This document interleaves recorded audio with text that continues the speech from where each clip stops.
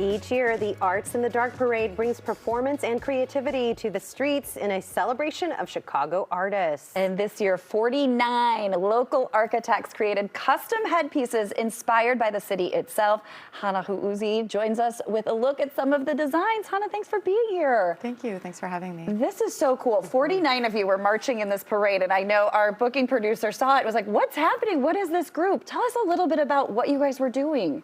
Of course, yeah. So we were a collective of 49 architects across the city who really wanted to come together and be part of the Arts in the Dark Parade. So it's the 10th year that the parade happened, and the artistic director, Mark Kelly, really wanted architects to participate. And when you think about architecture, it's actually a really important part of cultural production, and the cities, especially a city like Chicago, has such an important influence on us.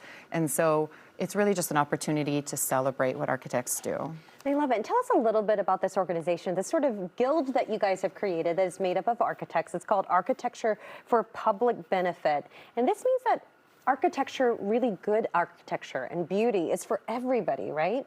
Yeah, so my practice that I founded is Architecture for Public Benefit, and we were just one of the 49 architects who participated in the Architecture Guild. And really what was kind of exciting about this project is how it's really an opportunity for individual firms that normally work independently to actually come together and create something collectively and sort of celebrate the work that we do in the city and how we love what we do. And so everyone created their own architectural headpiece that was inspired by a space that they liked in the city. So it could have been a building or an alley or something that really is meaningful to them, and they got to reinterpret it as a headpiece. This is so cool. And did your mom have a little something to do with this too? Yeah. She was a milliner, right? That's right. Yes. So my mom's a milliner. I love my mom.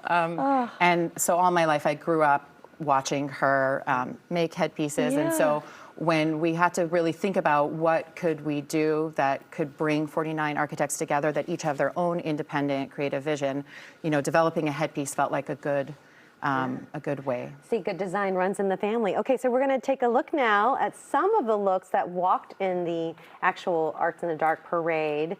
And I love this. This is incredible. Can you describe so gorgeous. what we see here? Yes, of course. So this is Annabelle Wren from New Office, and she is representing Chinatown.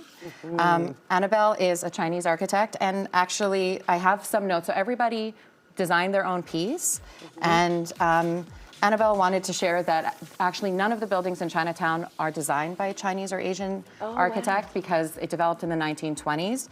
And so what she is reinterpreting here are in the front are buildings of Chinatown, and in the back are people of Chinatown.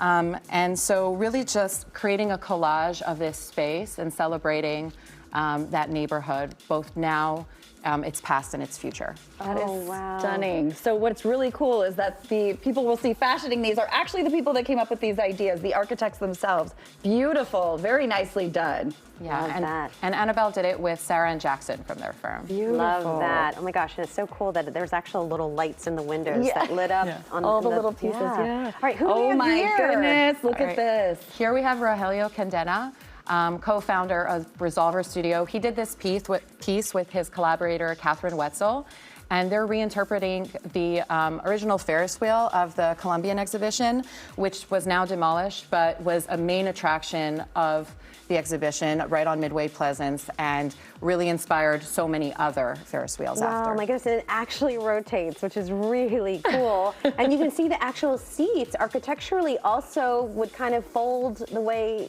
that the real ones do. Yeah. It's so cool. Beautiful. Oh Thank you very much. Thank you. All right, who do we have coming up next here? Next we have Josh Mings, founder of Aggregate wow. Studio.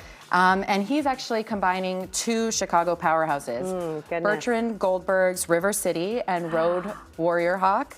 And so his headpiece really celebrates River Road, the multi-story atrium that is in part of River City.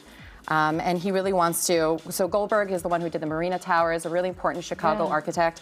And so he's reinterpreting River City with this reverse mohawk that lights up. And fashionable. Yeah, and River City is sort of, it's that brutalist architecture, and it's that heavy dark stone, right? That's right. Josh will be very happy to get the brutalist. Incredible. Do you want to do a little spin for us? You wear it well. You wear it well. Beautiful. Awesome. Nicely done. All right, who do we have next? This is Next, so we fun. have Hamza Sadiq, a recent architecture graduate from UIC, and he's reinterpreting Louis Sullivan's Pasticcio.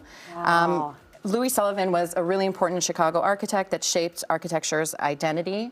And so the work really is blending functionality with sophisticated organic ornamentation that we see throughout the city in Sullivan's buildings. And as you said, I mean, everybody that has a headpiece is the architect that actually worked on the piece, but sometimes their architects worked in tandem with other architects in their firm as well, right? That's right. So Hamza worked together with Zara, and they Created collaborated that together. yeah. Incredible. And of course, architects are used to, you guys usually have to end up doing miniatures sometimes, right? Yeah, I mean, display. architects don't build buildings. We Yeah. do representations of buildings, so they're Yeah. either drawings or models, and this is really our wheelhouse. Yes. Why not put it on your head? Yeah. All right, a couple Absolutely. more looks. Thank you so much. Beautiful. Who do we have Right. next? Next, we have Jan Concepcion, the architectural and sustainability lead at Hus Architecture. And so he is reinterpreting one of the 18th Street Railroad bridges that you see. Oh, yeah. So the headpiece has the helmet with stamped leaves that represent the park,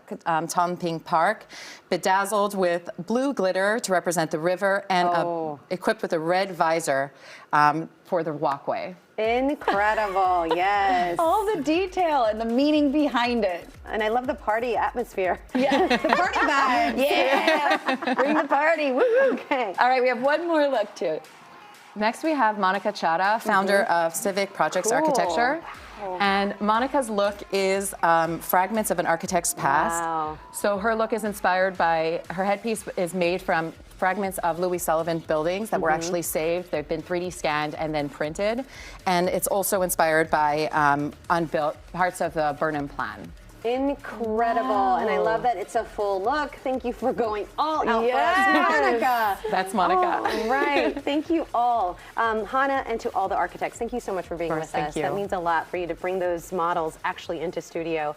For more information, just head to apbdesign.org or find them on Instagram. We're going to do one more final look, I believe, of the entire group of architects. Thank you so much. Woo!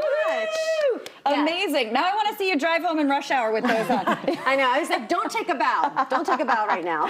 Thank you so much for being here.